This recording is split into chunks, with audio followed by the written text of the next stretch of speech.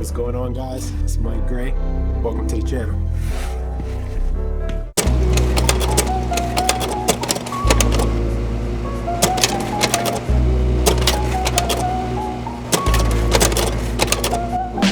What's going on, guys? Today we're going to be talking about my go-to medium format film cameras and why I chose to use them. I constantly get the question, what made me buy the Pentax, or why did I buy the Hasselblad? And we'll be answering that for you today. These two cameras are just so versatile and they thrive in different environments. And I think it's important to know that as you're selecting these cameras, because they are, pretty expensive and they're an investment, and I think that as a photographer you want something that best suits you. So we'll be discussing all of that today. Aside from that, I want to thank KEH for sponsoring this video, but we'll get more into that later on. I hope you guys enjoy this one.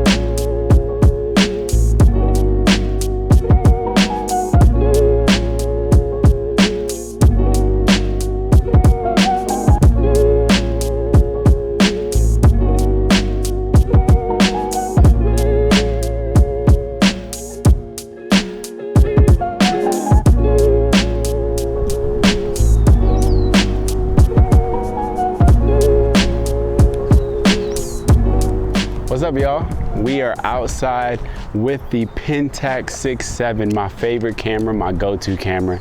You guys know this is a powerhouse for environmental portraiture. That's why we are outside. This is where this camera shines for me personally. And the reason why I chose this camera initially is because the first time I was handed this camera before I bought it, I looked through the viewfinder. It just seemed ideal for my style of shooting. I knew the type of photos I wanted to make, and I knew a lot of my images would take place outdoors and kind of run and gun. So this is just such a mobile camera. I love the handle. It isn't the lightest, but I will say that, you get used to it. You get used to the weight. Definitely lighter than the RB, I'll say. But I love also that this camera has an internal light meter, depending on which viewfinder you get. And I wouldn't rely heavily on this, but say you're on the gun, you're pressed for time, your batteries die in your light meter and your external light meter, you can use this for guidance. One historical shoot in my eyes was when I shot the lovely Hannah Gadsby. We got invited to a house. I was able to mix around and shoot different parts of the house, and we really were pressed for time because these people allowed us to go in their house, but of course we couldn't be there all day, so I didn't have a lot of time to meter. I used the internal light meter the entire shoot, and I was just able to run and gun. And after that shoot, I realized how much I love this camera and the potential and the great quality images that I could get from this camera. If your budget allows, I would definitely pick up this camera if environmental portraiture and run and gun is your style of photography. If it's studio, I wouldn't recommend it, though you could use it. But yeah, this is for all of my outdoor, even indoor, with no strobes, just natural light. This camera is wonderful. Enough about this bad boy. Now it's time to move to my second favorite camera that I use for my photography shoots.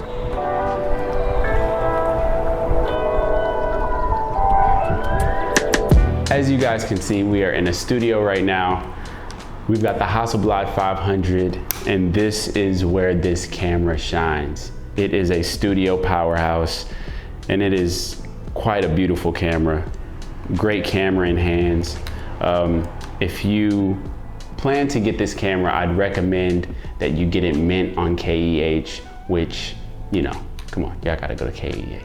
But going into this camera, and me personally, why I got this camera is for a few reasons. I've wanted to venture and transition into studio work. I'll always do my environmental portraiture, but studio work is an area of photography that I've been highly interested in for a while, and I knew that the Pentax was a studio camera. You could use it in studio, but I wanted something a bit more efficient for my process and my workflow, and the Hasselblad was the option that I wanted to go with. You've got a lot of great photographers who have used this camera, from Helmut Newton, Richard Avedon, Irving Penn, NASA astronauts. I mean, legendary camera. I remember one night I was watching the Helmut Newton documentary called The Bad and the Beautiful. Great documentary if you haven't seen it. I believe it's on YouTube. I watched it on YouTube. If not, it should be on Netflix. I just saw his workflow with this camera and the images that he would get from using this camera.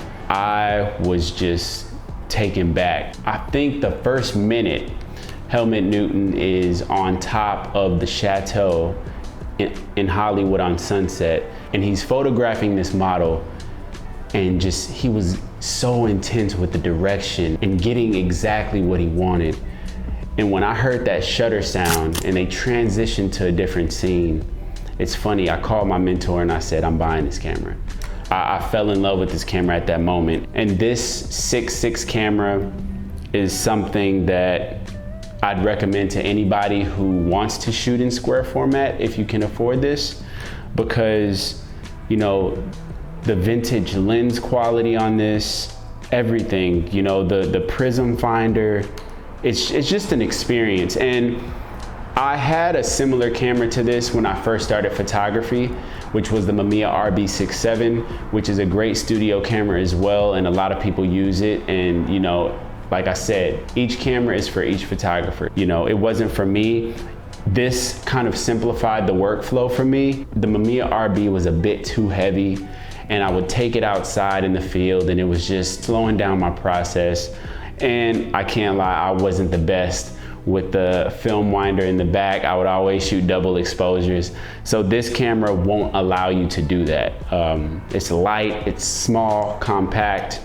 It's a powerhouse, man. So yes, it's great for outdoor portraits as well, outdoor portraiture, you know, whatever you want to do outside, but this thing shines if you are interested in doing studio work with square format. So with all that being said, now we're gonna hit the Icon in Los Angeles. We're gonna have these two prints side by side, one taken with the Hasselblad 500, the other taken with the Pentax 6.7, so you guys can get a better understanding of the resolution and the quality that you can get from each camera and the differences as well.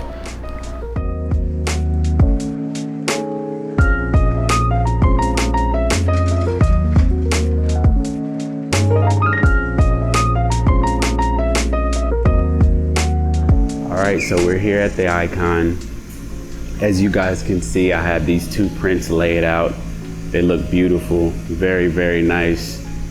Wow, the resolution is crazy. And I wanna say that a lot of people say that gear doesn't matter.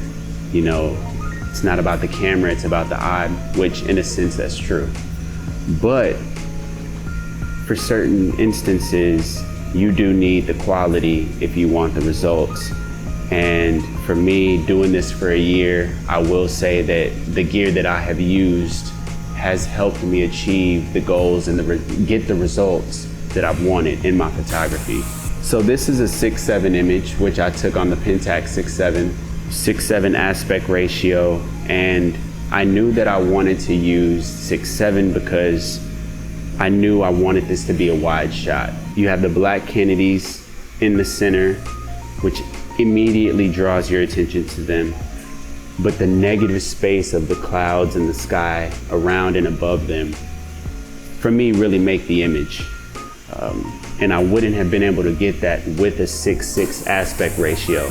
It literally just would have been them and a tad bit of the sky, and you would get a little bit of the bottom of the car, which probably still could have been a decent image, but it wouldn't have been what I wanted, and it wouldn't have been best suited for this photo.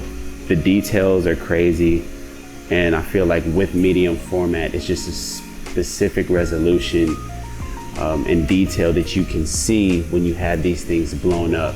And this print, by the way, is 40 by 50. So in case you were wondering, this is a 40 by 50 inch print. Now, as we move on to this image, which is 6:6 aspect ratio. It's shot on the Hasselblad 500. And the reason why I chose 6:6 for this image is because I knew I wanted the focus to be on the ball. I didn't want negative space that you get in 6.7. because I shot this in front of a backdrop, so it just would have been too much space. I wanted all the information to be in the center and the eyes to go right to the ball. So got rid of the negative space that I would have received if I would have taken the Pentax to use this photo. And it's a totally different image. You know, it just depends on the style. You know, the resolution that I get, I can literally see the cracks in the leather of the ball when this image is blown up. I can see the details in the hands and the fingers. And that's what you'll be able to see when you get these prints. You'll really get to see the fullness of the camera setups that you're shooting on when you do get prints, because YouTube and Instagram is great, but you're not really seeing the full clarity and the resolution of the image because it's so small, it's so compacted. But when you print, you really see why you have the camera setup that you chose and the fullness of that. So, you know, that is why I choose to shoot on the Pentax 6.7 as well as the Hasselblad. This is the type of photography that I enjoy doing, and it just best suits me. So for you guys, please just get the best camera that works for you. Simple as that. You know, not everybody has to shoot on the same camera. And as you guys take more pictures and realize what it is you want to take photos of, like we talked about, you'll get an idea of what camera you should be using. So yeah. I want to take a brief second and thank KEH for sponsoring this video. KEH is an online store that specializes in used camera gear. You know, as film photographers especially, you know, we take a risk when we buy things online because a lot of the cameras that we use were made decades ago. And I love KEH because they have a great rating system. And when you buy from them, they also have a 180-day warranty that comes with the gear that you purchase. This company has been around for 40+ years, and everybody a part of the team and staff are so dedicated to making sure that we, the artists, receive great equipment. And you know, it's truly amazing what they're doing over there. I would recommend that if you do have gear that you're not using and you're looking to get rid of it, they're selling used gear. So that means they'll buy used gear. For more information, please visit the links in my description below. Help me help you, okay? All right, help me help you. I'd really appreciate that. But anyways, y'all check them out. Thank you so much, KEH, for sponsoring this video. Let's get back to it. All right, guys, well, I hope you enjoyed this video. I hope that I answered some of your questions.